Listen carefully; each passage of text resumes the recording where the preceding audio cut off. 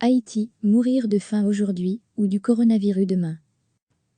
L'apparition du coronavirus en Haïti a fait paniquer autorités et communautés humanitaires, compte tenu de l'extrême faiblesse du système de santé du pays, mais les conséquences économiques de la pandémie pourraient être davantage meurtrières auprès de la majorité pauvre de la population.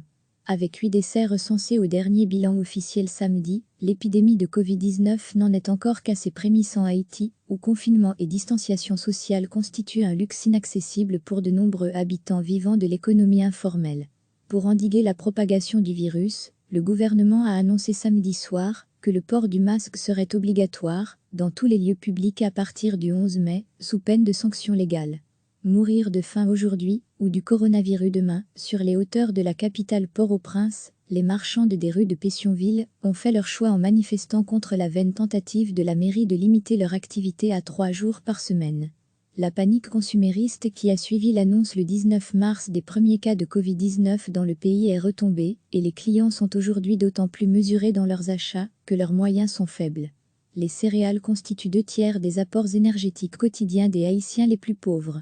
Or, le prix du riz a plus que doublé sur certains marchés de province par rapport à 2019. La Coordination nationale de la sécurité alimentaire note que cette inflation s'accélère depuis mars.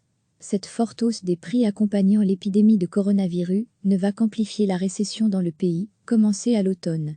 Avec la crise qui se profile, on s'attend à un repli de près de 4% du produit intérieur brut.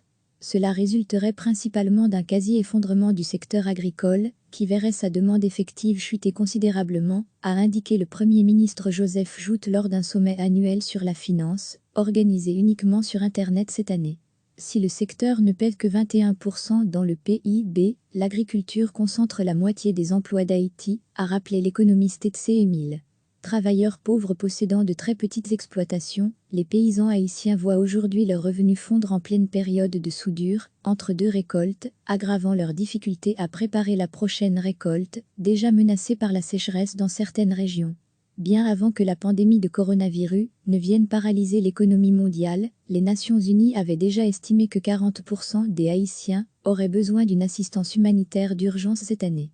Réalisée en octobre 2019, les projections avaient établi qu'à partir de mars 2020, près de 3 millions d'Haïtiens allaient se retrouver en situation d'insécurité alimentaire sévère, échelon qui précède la situation de famine selon la classification utilisée par l'ONU.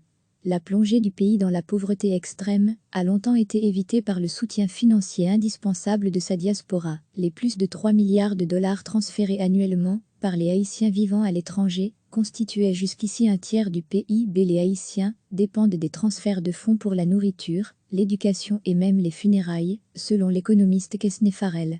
Majoritairement installée aux États-Unis, la diaspora haïtienne subit aujourd'hui de plein fouet le chômage massif dans la première puissance mondiale. Le ministère haïtien de l'économie et des finances prévoit une chute de cette aide financière de près d'un quart au cours des prochains mois. On aime dire que lorsque l'économie américaine souffre une grippe, Haïti écope d'une pneumonie. Les millions d'emplois perdus aux États-Unis vont provoquer une aggravation de l'extrême pauvreté, c'est certain, s'inquiète M. Farrell. Recevez chaque matin l'essentiel de l'actualité.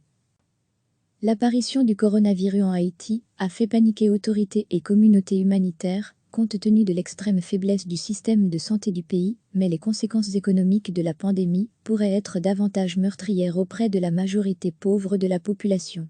Avec 8 décès recensés au dernier bilan officiel samedi, l'épidémie de Covid-19 n'en est encore qu'à ses prémices en Haïti, où confinement et distanciation sociale constituent un luxe inaccessible pour de nombreux habitants vivant de l'économie informelle.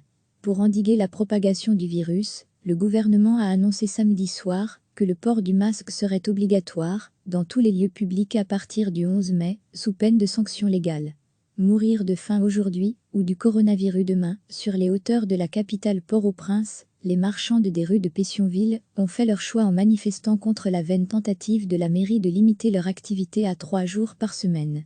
La panique consumériste qui a suivi l'annonce le 19 mars des premiers cas de Covid-19 dans le pays est retombée, et les clients sont aujourd'hui d'autant plus mesurés dans leurs achats que leurs moyens sont faibles. Les céréales constituent 2/3 des apports énergétiques quotidiens des Haïtiens les plus pauvres.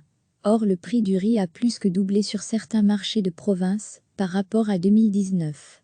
La Coordination nationale de la sécurité alimentaire note que cette inflation s'accélère depuis mars.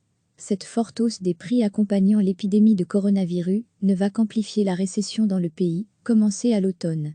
Avec la crise qui se profile, on s'attend à un repli de près de 4% du produit intérieur brut.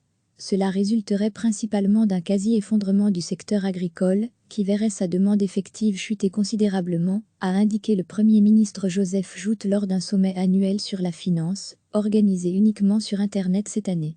Si le secteur ne pèse que 21% dans le PIB, l'agriculture concentre la moitié des emplois d'Haïti, a rappelé l'économiste Etsé Émile.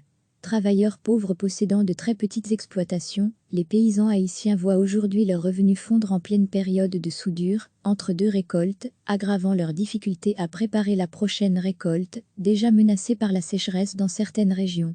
Bien avant que la pandémie de coronavirus ne vienne paralyser l'économie mondiale, les Nations Unies avaient déjà estimé que 40% des Haïtiens auraient besoin d'une assistance humanitaire d'urgence cette année. Réalisée en octobre 2019, les projections avaient établi qu'à partir de mars 2020, près de 3 millions d'Haïtiens allaient se retrouver en situation d'insécurité alimentaire sévère, échelon qui précède la situation de famine selon la classification utilisée par l'ONU. La plongée du pays dans la pauvreté extrême a longtemps été évitée par le soutien financier indispensable de sa diaspora. Les plus de 3 milliards de dollars transférés annuellement par les Haïtiens vivant à l'étranger constituaient jusqu'ici un tiers du PIB. Les Haïtiens dépendent des transferts de fonds pour la nourriture, l'éducation et même les funérailles, selon l'économiste Kesné Farrell. Majoritairement installée aux États-Unis, la diaspora haïtienne subit aujourd'hui de plein fouet le chômage massif dans la première puissance mondiale. Le ministère haïtien de l'économie et des finances prévoit une chute de cette aide financière de près d'un quart au cours des prochains mois. On aime dire que lorsque l'économie américaine souffre une grippe, Haïti écope d'une pneumonie. Les millions d'emplois perdus aux États-Unis vont provoquer une aggravation de l'extrême pauvreté, c'est certain, s'inquiète M. Farrell. Cliquez sur s'abonner pour recevoir les dernières nouvelles.